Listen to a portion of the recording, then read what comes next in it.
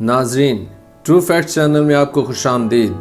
ناظرین، ریکارڈ کے مطابق 46 سالہ مریض ایڈولف مولر، ہونٹوں کے اوپر 2 انگلی کے برابر نمایاں مونچھوں کا مالک، انسانیت کا بہت بڑا قاتل، در حقیقت ایڈولف ہٹلر تھا۔ بہت سی کتابوں میں ہٹلر کی صحت اور نشہ آور ادویات کے استعمال کے بارے میں ذکر موجود ہے، مگر حیران کن طور پر اس کی طاقت کے مرکز یعنی اس کی آواز کو نظر انداز کر دیا گیا۔ اس کی آواز 1935 سے مسلسل تقاریر کرنے سے بھاری ہونے لگی تھی، جس سے وہ عوام کے جمع غفیر کو اپنی جانب متوجہ کر لیتا تھا۔ ہٹلر جرمن زبان میں نہایت فصاحت اور بلاغت پر مبنی تقاریر کرنے پر قادر تھا، لیکن اندر ہی اندر اسے شدت سے یہ خوف لاحق تھا کہ کہیں وہ گلے کے کینسر میں مبتلا ہو کر اپنی قیمتی آواز نہ کھو دے۔ کارل اوٹو وان ایکن وہ شخص تھا جس نے اسے اس کی آواز لوٹا دی۔ ڈاکٹر کارل اوٹو وان ایکن کے پڑپوتے 21 سالہ رابرٹ ڈوپیجن یونیورسٹی کا طالب علم، جس نے سوئٹزرلینڈ کے شہر باسل میں پرورش پائی تھی، نے کہا، میرے لیے یہ بات نہایت فخر کا باعث ہے کہ میرے خاندان کے کسی شخص نے ہٹلر کا علاج کر کے تاریخ رقم کی۔ رابرٹ ڈوپیجن پر اس بات کا انکشاف اس وقت ہوا جب اس کے گرامر کے استاد نے ہٹلر کے ذاتی معالج تھیوڈور مور کا ذکر کیا۔ اس نے فیصلہ کیا کہ وہ اپنے خاندان کے بارے میں تحقیق کرے گا اور کھوج لگائے گا کہ اس کا پردادا ڈاکٹر کارل اوٹو وان، جو ہٹلر کے ذاتی معالجین میں سے ایک تھا، ہٹلر کے ظلم، بربریت اور جابرانہ شخصیت کے بارے میں کیا کچھ جانتا تھا۔ اس کے ذہن میں یہ سوال ابھرا کہ کیا ڈاکٹر وان ایکن کو اپنے پیشہ ورانہ فرائض سے ہٹ کر کچھ کرنا چاہیے تھا۔ بالآخر ہم صرف اس بات کے لیے جواب دہ نہیں ہیں جو فعل ہم انجام دیتے ہیں، بلکہ اس بات کے لیے بھی جواب دہ ہیں جو ہم نہیں کر سکے۔ وان ایکن کے پڑپوتے نے اپنی ماں کی مدد سے پچھلے تمام غیر مطبوعہ خطوط اکٹھے کیے، جن میں ڈاکٹر نے نہایت فخر سے ہٹلر کے ساتھ تواتر سے ہونے والی ملاقاتوں کا ذکر کیا۔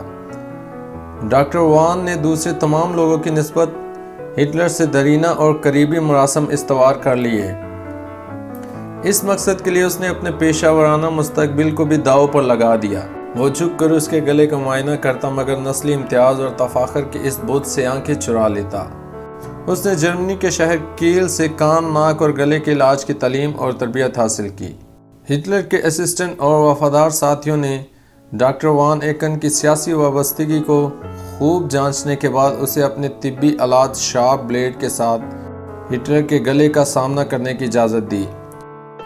ڈاکٹر وان ایکن نے اپنے کزن کو لکھے ذاتی خطوط میں کہا کہ ہٹلر کی آواز کے غدود کا معائنہ پہلی بار 15 مئی 1935 کو ہوا، جب اس نے حلق میں کانٹا نگلتے ہوئے محسوس کیا۔ اس وقت یقین ہو گیا تھا کہ وہ شدید بیمار ہے۔ اس نے ڈاکٹر سے کہا، اگر کچھ غلط یا برا ہے تو اسے اپنے بارے میں جاننے کی ضرورت ہے۔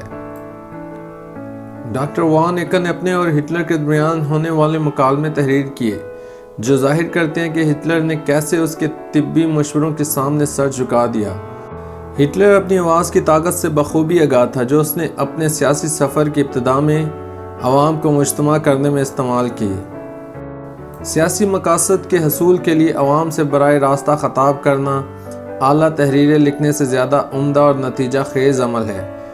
ہٹلر نے بذات خود میری جدوجہد میں اپنی اشتعال انگیز کتاب لکھی۔ میں سمجھتا ہوں کہ دنیا کی ہر بڑی تحریک اچھا لکھنے والوں کے برعکس عظیم بولنے والے کی مقروض و ممنون ہوتی ہے۔ یہ حیرت کی بات نہیں کہ اس کی بھرائی ہوئی آواز عوام کو اپنے سحر میں جکڑ لیتی تھی۔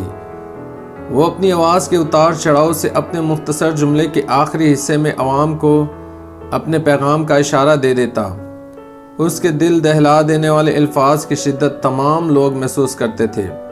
وہ عوام پر ایک خاص جذبہ طاری کرنے میں کامیاب ہو جاتا۔ یہی وجہ ہے کہ وہ اپنی آواز کبھی کھونا نہیں چاہتا تھا۔ وہ ہمیشہ ڈاکٹر وان کو اپنے ساتھ رکھتا۔ 20 جولائی 1944 کو جب ہٹلر پر ایک بم کے ذریعے قاتلانہ حملہ ہوا تو دھماکے کی آواز سے اس کے کان کے پردے پھٹ گئے۔ اس موقع پر بھی ڈاکٹر وان اس کے علاج کے لیے بلایا گیا۔ اس نے 5 جنوری 1945 کو اپنے کزن کو خط میں لکھا کہ اس نے ہٹلر کی جسمانی اور ذہنی امراض کا علاج کیا تھا۔ ہٹلر قبل از وقت مر جانے کے شدید خوف میں مبتلا تھا، چنانچہ وہ ہر وقت بہت سے طبی ماہرین میں گرا رہتا تھا۔ ہٹلر نے برملا اس بات کا اعتراف کیا کہ ڈاکٹر وان پر مکمل بھروسہ ہے۔ اپریل 1945 کو ہٹلر نے خودکشی کر لی۔